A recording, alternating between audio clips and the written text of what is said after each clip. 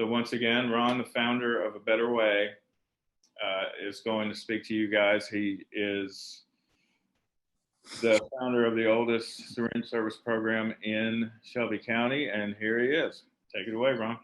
Good morning. Hello, everybody. Sorry about the technical fun there, but I'm online now, and I'm going to share my screen with you and go through some PowerPoint stuff to tell you a little bit about what we do at A Better Way and how we got to A Better Way. So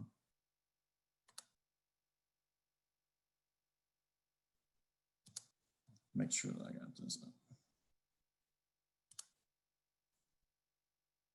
Josh, can you see that okay? Is it just showing the panel? Can you see the PowerPoint? I just want to make sure. Yes, I can see it. Okay. All right. So talk to you a little bit about how CBOs, individuals can get involved and help to find a way to, make this opioid crisis a situation where we can get it under control. And this is going to let you know how we just took some ideas that we had and how we got there. But once again, I want to thank you guys for attending this. And I want to thank the MAPC for inviting me to be here. And it's been it's wonderful to have the association with those guys and what they do for us. And they're a vital partner. The Narcan and the support that they offer is just amazing. And I'm going to share with you later some of the numbers that we put out with everything that we're talking about with the impact with Narcan and things like that. So we'll go through about family history, a little bit about A Better Way, A Better Way where we're wanting to head, and then talk a little bit specifically about CBOs, SSPs, and dig into the what we see out there on the street and the opioid crisis. And then we'll have a Q&A.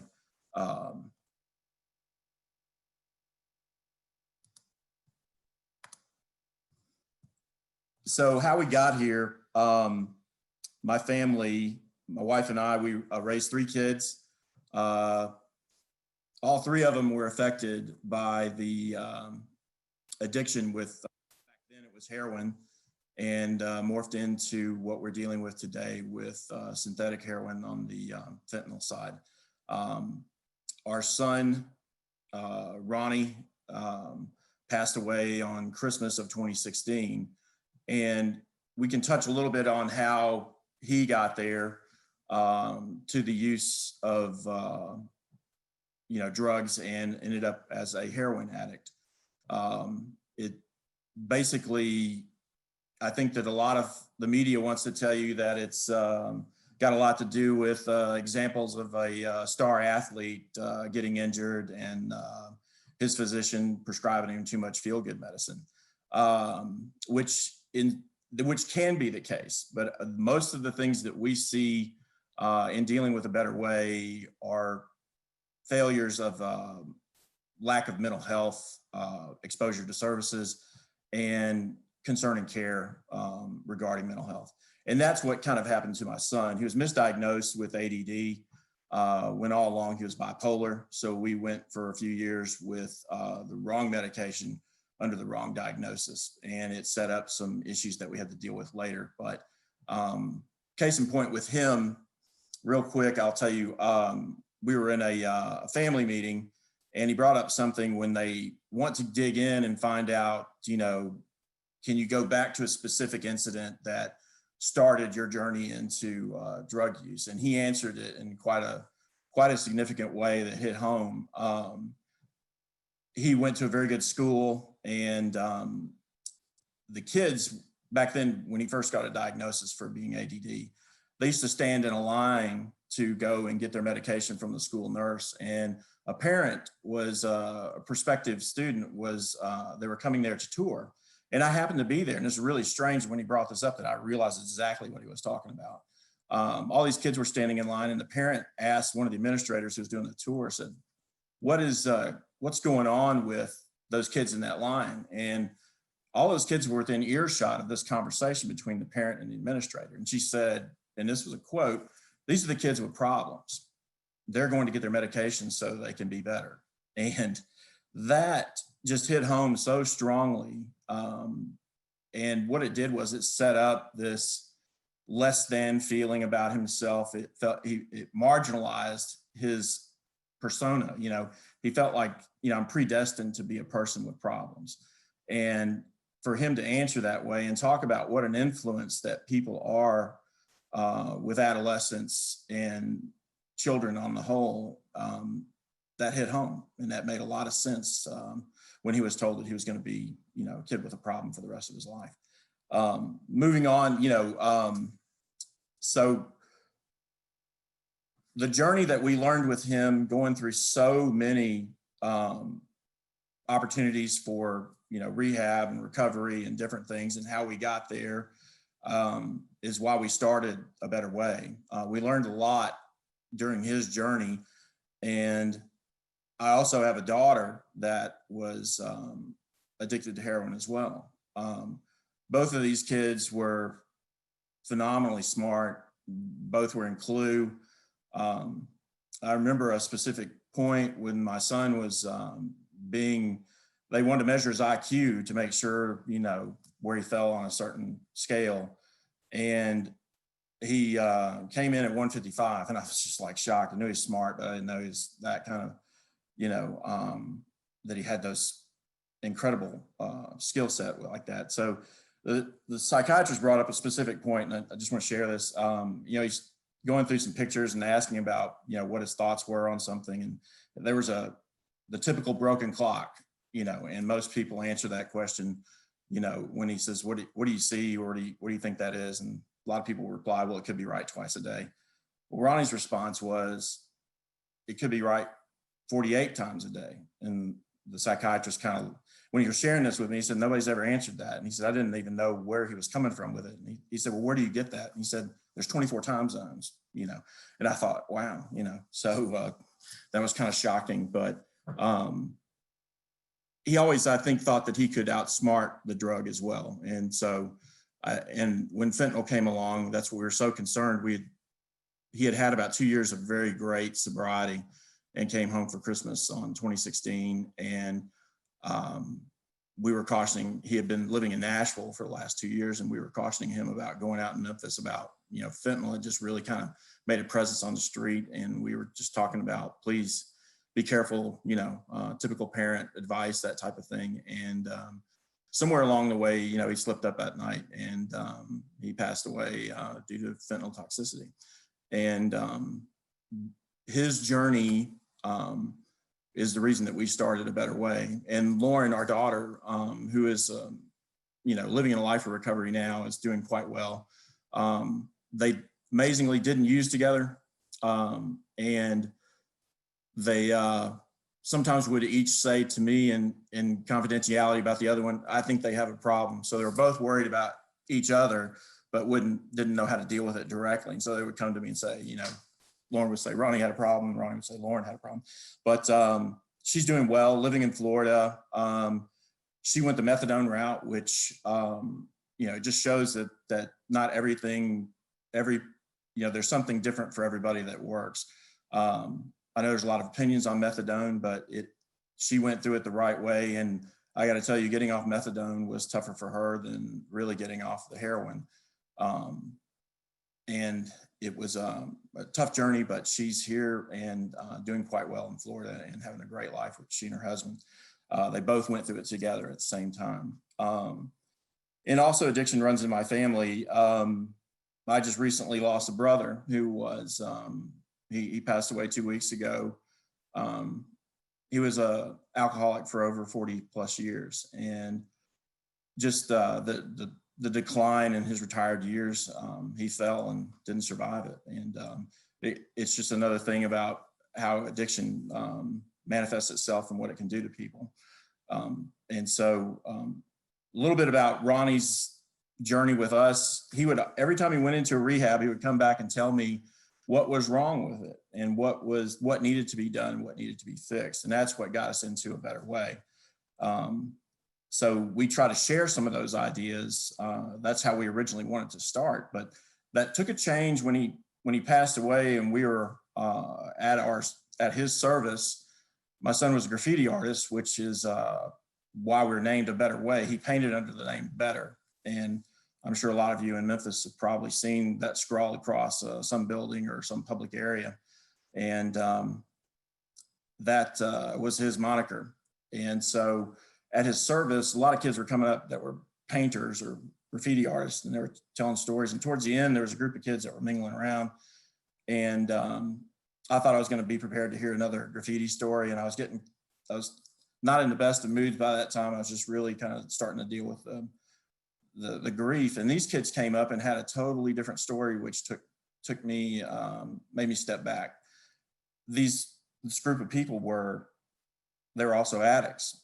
And they came to tell me that the reason that they were alive was because that our son had gotten involved with them when he was sober and continued to check on them and their sobriety constantly. And so we learned through that, we thought that would be our mission. We wanted to help other people stay alive through this journey. And that, because that's what he did, and pick up on some of the knowledge that he shared with us. So I'll take you through a little bit of a timeline here that talks about, Better Way and how we launched. We had a lot of energy, didn't really know exactly where we wanted to land and what we wanted to do. So we became a 501c3 back in April of 17. And the mission then was keeping addicts alive. Progressing, we had some different events and started working on trying to become involved with, referrals, being a referral source and solution to talking to those that were suffering with addiction. Got involved with talking to families and did a little bit of public speaking on that behalf. From there, we started getting more involved with people in recovery. My wife and I were at a restaurant one night. We weren't eavesdropping, but we heard people that were obviously in recovery, and I went over and introduced myself. And from there, it became an incredible friendship and journey. And if Austin's listening, he was at that table that night.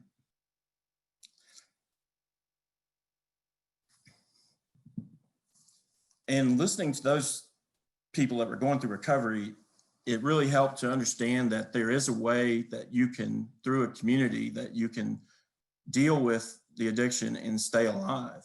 So there's a lot to be said about, their groups, the meetings, everything that goes through that helps one another to just survive the classic issues with addiction and deal with all the triggers and all the stresses about being in recovery. And it's wonderful that they can support one another. And that's really how we came to be what we are. Through that, we met more people. And I met Jack along the way, and we started going to meetings with the local law enforcement opioid task force that was talking about doing something publicly. And Jack and I both started talking about, we're going to a lot of meetings, but what are we really doing out there on the street? And that's where the Stop campaign came from, was the impetus of going to those meetings. And I remember when Josh came up with the name, it just kind of really hit, And so from there, prior to that, we had talked about, becoming a SSP, and it took a long process, but right as we launched the Stop campaigns and stuff like that in August is when we became an SSP. And from there, all the way to now, I can share a little bit of the numbers. Forgive me for sliding on the glasses here, but from August 19th through closing out September 20th. So from August of 2019 to September of 20, we've had 3,650 unique individuals visit and register to what we do. That number, I never thought that we would have a number like that. Over that period of time, we've had 1,175 reported Narcan reversals. We've given out from that point in time, 2,950 Narcan kits. That's a lot of training. That's a lot of, when you think about that number, about 1,175 Narcan reversals, who would have thought that this is commonplace for the people that participate in the program. They've been revived so many times. It's not just once, it's time and time again over a period of time that it's become normal to have that. And that's shocking to me, that potential for death is so serious and so real. And the stronghold of fentanyl over the addict is just incredible. And so to go back and basically it's like you're playing Russian roulette every single time that you're using the drug, which states to just a lot of power of what's going on. The main gist of harm reduction starts with the exchange of needles, clean needles for dirty needles. And the number that we've got so far collected in 2020, just in 2020, is 62,985 needles. Of that, it represents a distribution rate of close to 84,000, a little above 84,000, peaking towards 85, but we're getting a return rate of about 74-75%, which is quite well. The whole method of harm reduction is to get the dirty needles off the street and to stop the spread of specific diseases through sharing of needles from people who inject drugs. What that does is when they're coming there, it has developed into something that we can use. So if you can imagine, SSPs can be the spear point of finding people that are under the radar on the street using drugs that are uninsured. So every Friday we make an impression with the people that come back and go through this. So it allows us to do a lot of different things. Data mining and things like that are so important. And those are some of the things that I think as we start to refine this process, that we can have somebody that has some good set of data that they would like to find out. Well, us and the MAPC and any other SSPs across the nation are those people that can help to mine that data through that interview process when they come up. And a lot takes place at what we do. And so what we're constantly trying to do is build a bond or build that bridge to the person that's suffering with addiction to expose them to our community partners. And so I'll get a little more into what that role is starting to look like. We're talking about community-based organizations. I'm going to read a little bit from this and just kind of discuss the points, but we're going to examine the role, value, the importance of the SSP-based program for ensuring and enhancing the continued, let me move the screen over so I can actually see it. I'm sorry, enhancing the continued on-site point of service for those most affected people who inject drugs. Most everybody that goes through this is disconnected with the healthcare system in some way, shape, or form. Very few people that we see out there have insurance coverage. And those that do are the exception, not the rule. And it's quite a challenge when you look at dealing just specifically with opiates, knowing that the path is you have to go to detox. And so you've got this funnel that you're trying to fit everybody into when there's a limited number of detox beds, which I want to say, we're probably on the phone to, Kim and Jen down there at Alliance quite often every Friday, just checking to see bed availabilities and things like that. And then we also reach out to Jackson and to talk to Virginia at Pathways to see what she has on second shift, to see if we can't get into, the local setup, that we can get into maybe perhaps Jackson if they can get transportation. And so this model of care, there is availability to get through it without insurance, but we can highlight where there's so many needs going through this process. First and foremost, we need just an abundant number of additional detox beds to get through this crisis. And I think truly, if we had those beds, we'd probably highlight perhaps the lack, we'd probably fill the available beds for uninsured folks rapidly at that point in time. And we'd probably overwhelm those numbers and show the need for enhancing those programs so that they can accept more participants. And I'll get into it a little bit later. I found some articles that share some value about what's going on and how we're doing it. So the key components for the expansion include, peer-based program, developing new and innovative SSP initiatives like we were talking about, that we can find a way to be supported financially for what we can provide. So if there's some funding for the data that we can mine or something like that to show that, that value in investment. There's other value in investing in SSPs that I'll get into in a few minutes, but there's gonna have to be some, we need continued education for the people that volunteer and staff members and things like that, so we can constantly be knowing what the latest and greatest type of therapies and recovery programs that there are out there, and get to know the service providers in the for-profit arena as well. We lean on some of them sometimes to ask for scholarships for folks that might need some sort of specific care, and we've had some good results with that. What we have to do is look at the individual as a whole that's suffering with this when we get down to this last point, and that's talking about, their vulnerabilities, their life journeys, what's gotten them into this situation. And we have a few rules out there where we operate, and that's talking about, first and foremost, no judgment, no expectation. And so whenever we offer, the opportunity to somebody that we've been able to find, like going to detox or something like that, we always tell them, they might not show up.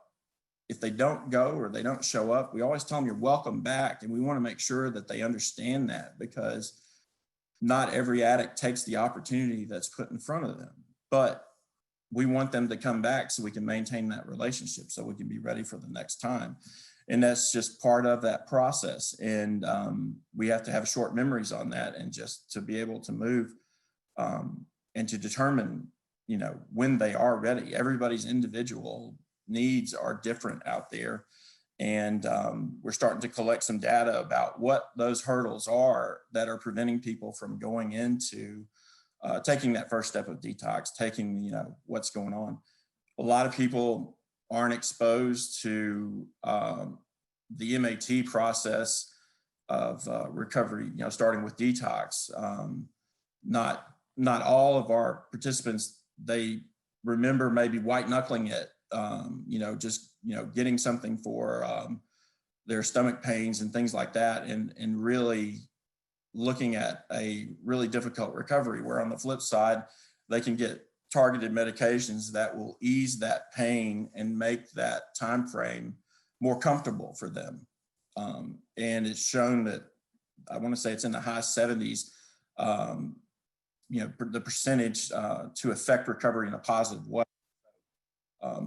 I think that's here to stay, and it's something that we need to look at and promote, perhaps. So I'm going to move on to a couple of articles that I wanted to share with you. This page talks about Portugal and what was going on over there. And this is from the New York Times. There is a column called The New Healthcare. It's written by a guy by the name of Austin Frack.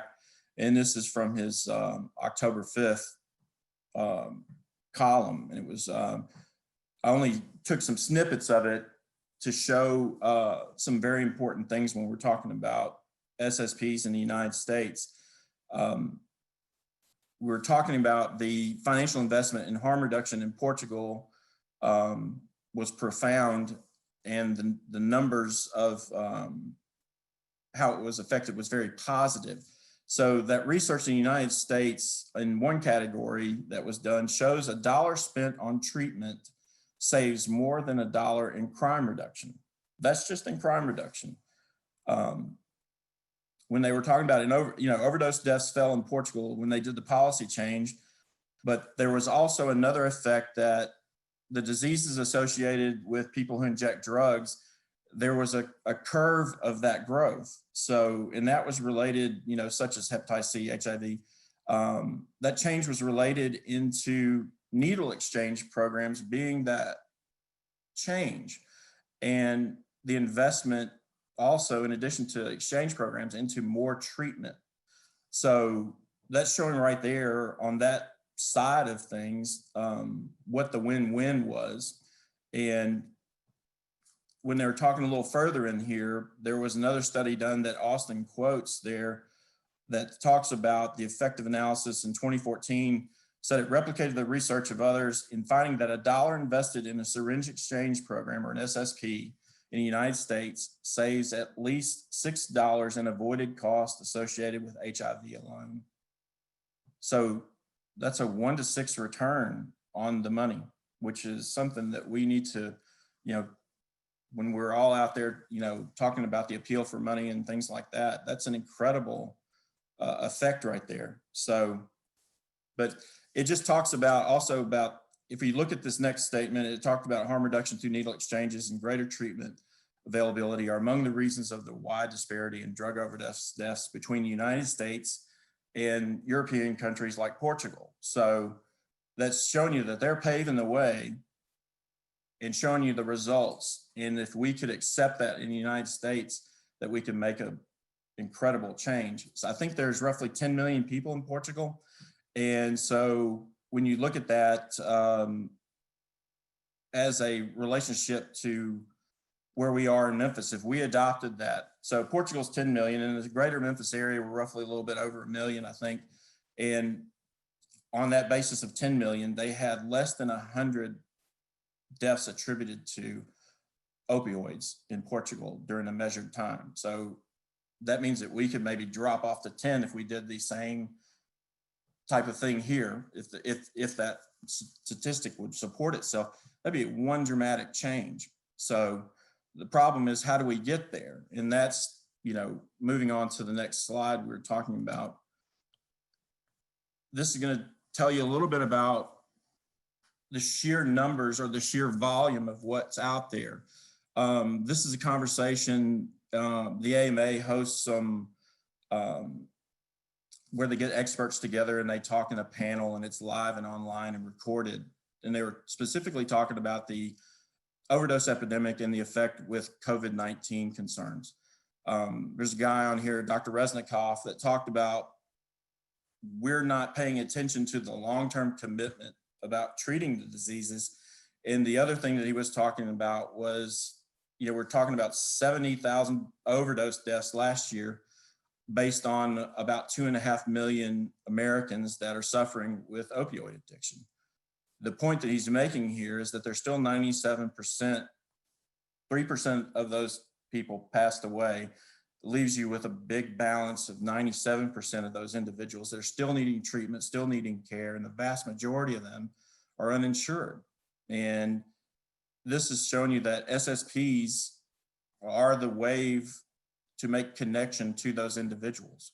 So if we can enhance what we're doing and have more communities that support and accept the operation of a syringe service program and the things that can go along with it, we could maybe, take some good ideas that we have and get them into action, And I'm going to go on to the next slide here that talks about what we are, and tell you a little bit about who our partners are and what we do.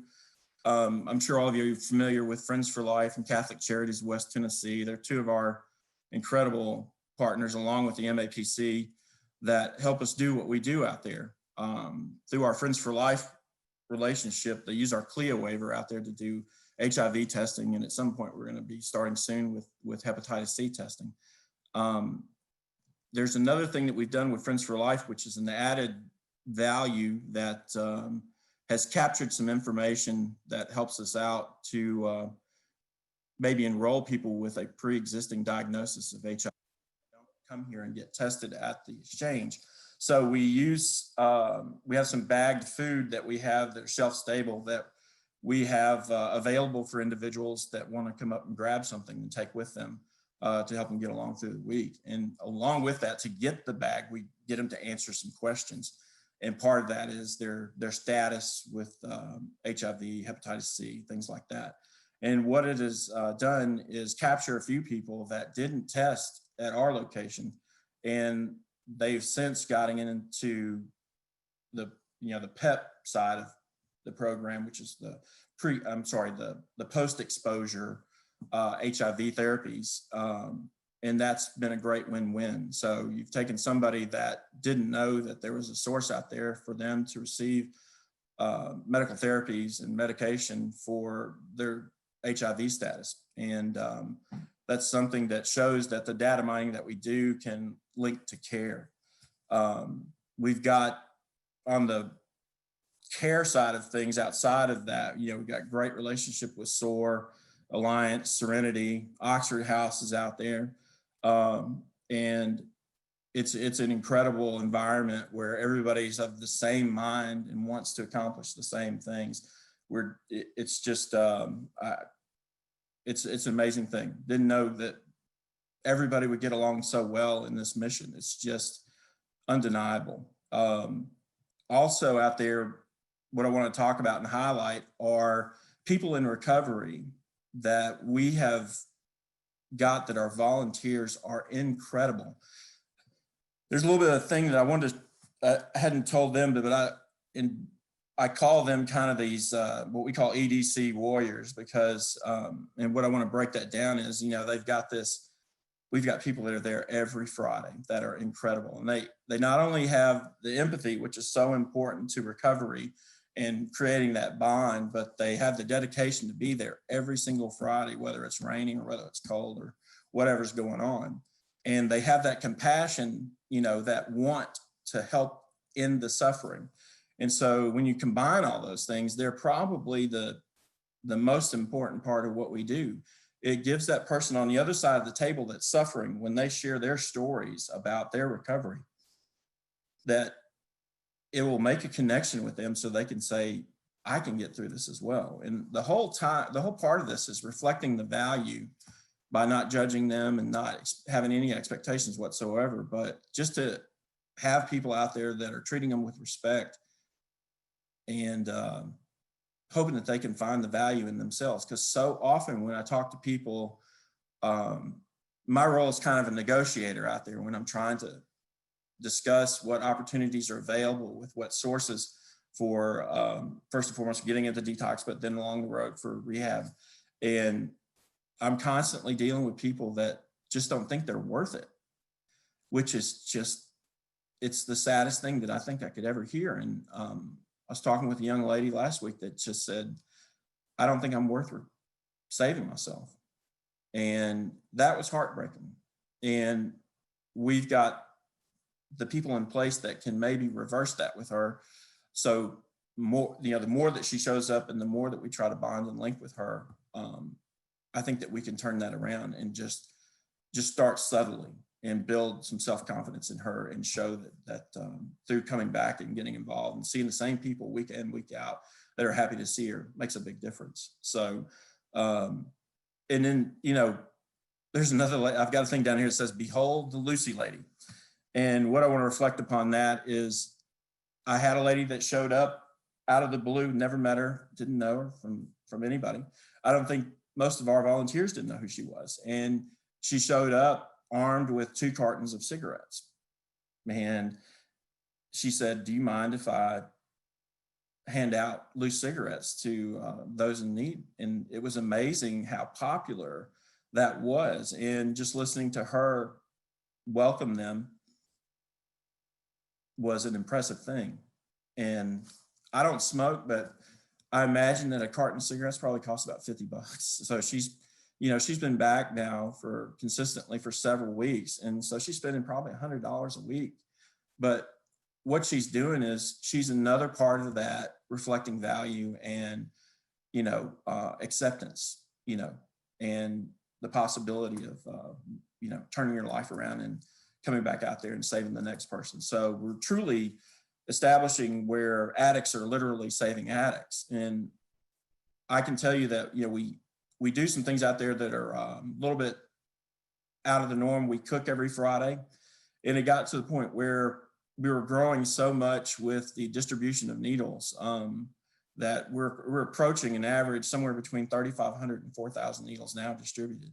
We're seeing up to, I think, a peak of 125 people. But as these numbers grow exponentially, the costs grow with them.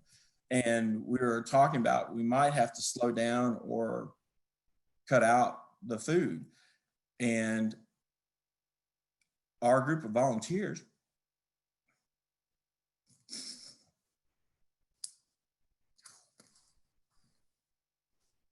hang on. Hey, Ron. Yeah. I just wanted to put out there, we've got about 9 minutes left. Okay. Anyone Well, I'll wrap it up if you want, Josh, real quick. No, I wanted to say, okay. If anyone has any questions for Ron, type them in the chat box, and I will field those questions to him. You can go ahead and wrap up, and then we will sure. Open up to. Just go back and say what the power of the volunteers were. When we were short on cash for food, they all got into their pockets and gave money to themselves. And so we truly got addicts saving addicts out there, which is incredible. So just talking about some of the things real quick about targeted partnerships, initiatives, data mining, things like that. So I've got a, just quickly on there, just talks about gaining more partnerships with people that can offer services, creating initiatives that would assist our staff and educate us all about, if there's anything different on approaches, what's going on, anything that we can do. The other thing is, try to establish a way to help assist with transportation somehow to and from points of service and care partners.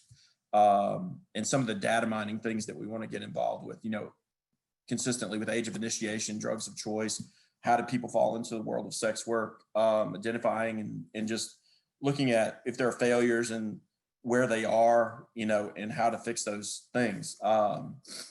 Real quick in closing, I just want to go, I'll jump to, I know we ran a little bit longer, but what I want to do is just let you know there's nothing like being there. So I would encourage anybody that wants to come out on Friday and also go to the MAPC's operations, in summer and in Midtown, and get to know people, look at what's going on the street, and see the value in an SSP of being that point of the spear to help find people that are in need, that are, for lack of a better term, invisible to society. We need to advocate for more funding to the SSPs. And I think we need to advocate for, foundation style grant or availability of lump sum money to help SSPs stay operational and get the things that they need.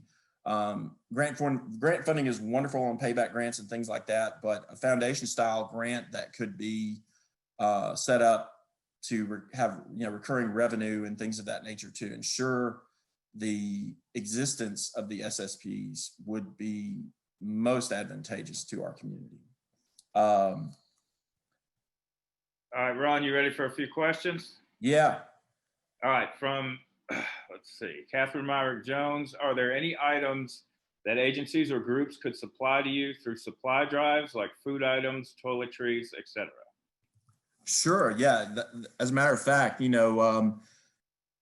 dental kits, toothbrushes, toothpaste, floss, things of that nature. We have a pretty good source for condoms and things like that, but I can tell you that often there's a lack of availability for alcohol wipes, and it's difficult sometimes to find little small packets of triple antibiotic, things of that nature. That would help out tremendously. And, we're always looking for volunteers. If people get involved, it's something that would have an impact. All right, from KC, where do I sign up to help? And are there any connections being made to direct MAT, bypassing detox or treatment? So to go back, are they talking about bypassing detox, Josh, or yes. I understood? Straight to MAT from the street, so to speak, rather than I'll go straight to MATs. Specifically, I think there's a way to, go to detox and perhaps do a shorter, like a 28-day, and then probably work getting enrolled into a program that would support with MATs from there. I would have to probably get Chris or somebody at SOAR to answer directly about going to detox and then straight to MATs. I know that, there are people that go to detox and then go straight to methadone and things like that.